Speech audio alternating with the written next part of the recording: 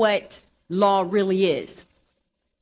Most of us think that we go into a courtroom and understand the difference between a court and a courtroom, that the people who purport to use law really use words of art to make you believe, in fact, that law is on the table when you walk into a courthouse or a courtroom, when in fact that's not true. And I would like to share with you tonight, regardless of your religious persuasion, what law really is.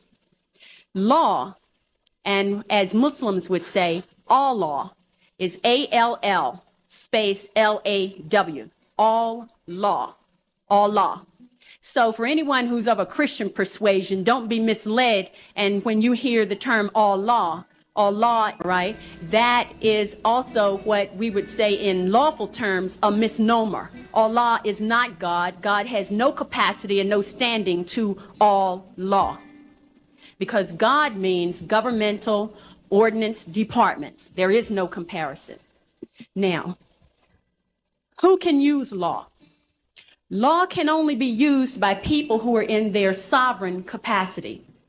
And as I will share with you tonight, the majority of the people in the world, and I'm not going to get into all of the details about that, but the majority of the people in the world, 99% of them live in slavery today. So in 1863, via the Emancipation Proclamation, and I challenge you to go look in a law dictionary and look up the definition of emancipation and proclamation, and you will see that a proclamation is not a law. A proclamation is a public announcement by elected officials. It is not a law. So the Emancipation Proclamation of 1863 did not set any slaves free.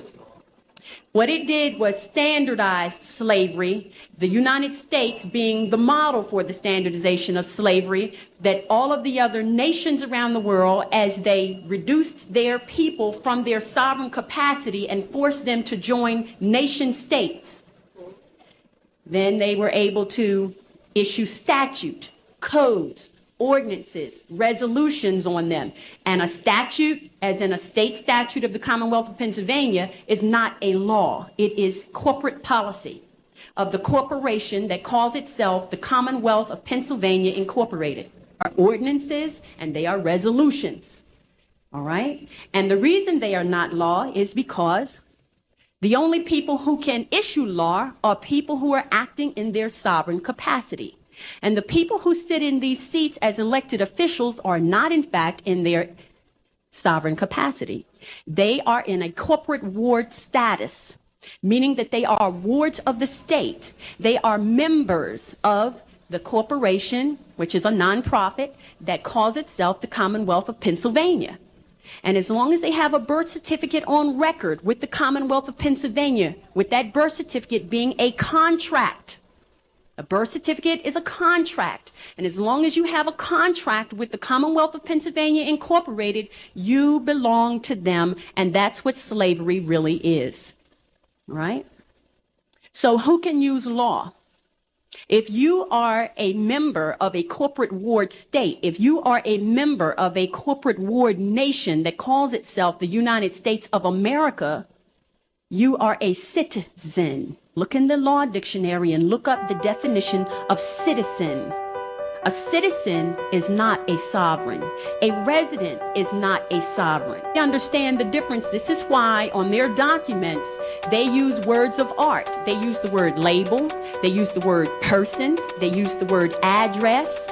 All of these things to place you in their jurisdiction, and you unknowingly fill out forms every day. And every time you fill out a form, you enter into a contract. I don't care what kind of form it is. It's a contract. A driver's license application is a contract. A social security application is a contract. When you call up the telephone company and you make a verbal contract over the telephone, this is why they can bill you. When you sign a deed, it is a contract. When you fill out a voter registration form, it is a contract. Does everybody understand that? Don't ever think anything that you put your signature on becomes a contract. All right? Now, the fact that you are not in your sovereign status come in with the Constitution we signed with them, and understanding that the Constitution is a contract. It's a contract between who? It's a contract between the United States Republic and the United States of America. But there are certain clauses in that contract that apply to Moors, which takes us back to the Treaty of 1787. But that contract between the United States and the United States of America does not apply to us other than that part that discusses the treaty. So it's not relevant for us to go into any courtroom and argue about their ordinances, their codes, their statutes. The only thing we're in there to talk about is, have we violated the treaty? Have we violated that part, which is Article 6 of the Constitution, that applies to us? That's the only question in the courtroom.